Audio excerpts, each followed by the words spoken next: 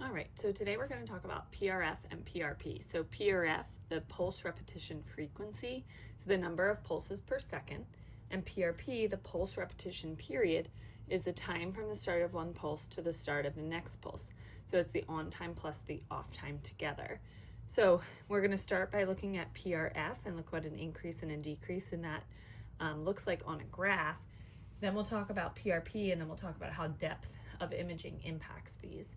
So PRF, pulse repetition frequency, number of pulses per second. It is not related to the actual frequency of the sound in the sound wave. So how many pulses there are is independent of what pitch that sound is, that frequency, okay? So we are gonna look, and if we would say that this is our pulse repetition frequency here, we have a y-axis and we have an x-axis that we're gonna call time, and we're gonna say that this x-axis is 1 second, okay? So when we look at this, and these numbers are not realistic as to what we're actually using numerically for ultrasound, right? The numbers are very high for that. We do a lot of pulses per second, but this is just so that we can visually see what an increase and a decrease in PRF would look like. So we have a pulse, and then the off time, and a pulse, and then the off time. So we'll say that's our baseline PRF. If we increase our PRF, then we're going to have more pulses per second. So we would look something like this.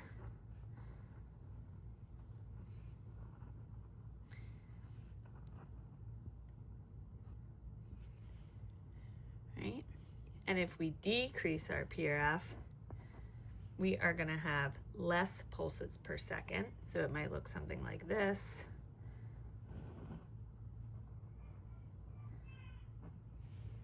Okay, so you see how there's more pulses per second here, less pulses per second here compared to what we started with here.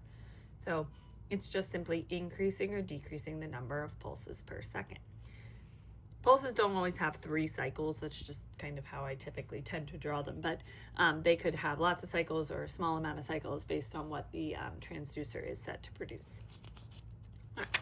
So then PRP, if we look at the same XY graph where X is time and we say that's 1 second, right? PRP, if we start with a pulse and it's off time, a pulse and it's off time, this measurement is the PRP.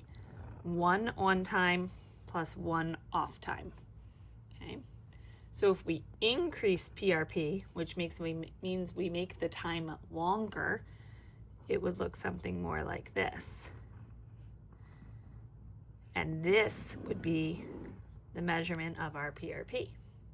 If we decrease the time, it would look something like this.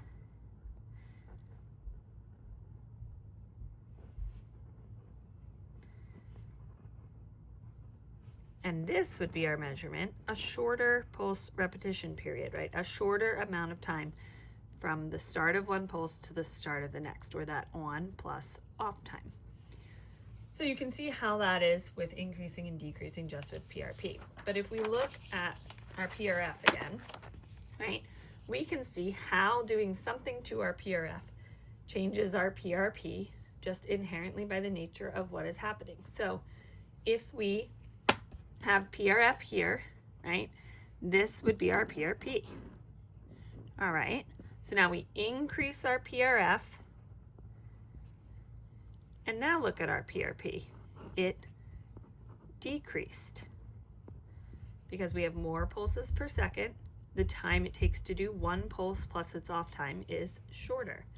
If we decreased our PRF, which we did in this bottom graph, then our PRP becomes this whole measurement, which is an increase, right? It takes longer for all of those, for it to get from the start of one pulse to the start of the next. So that is how it impacts it. We're going to look at it with PRP and PRF on this side.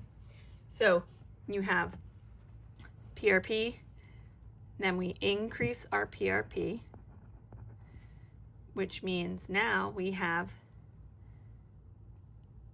this is a little tricky because this one's kind of off the side there, but really we have less pulses per second because this one would have this here too. So we would have decreased the number of pulses by increasing our PRP. By making this longer, we can only fit less pulses in that second.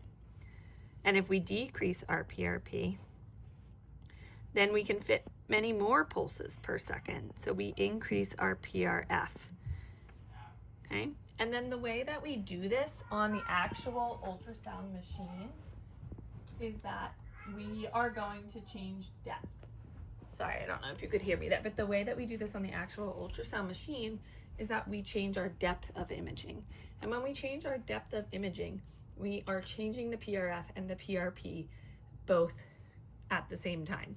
One is going to go up, one is going to go down, depending on whether we are increasing or decreasing our depth. So when we look at imaging depth, we could say this is what the machine comes up with. That's the image that we start with, okay? When we increase our depth, we're giving more depth. When we decrease our depth, we're giving less depth. So this is a decrease in depth.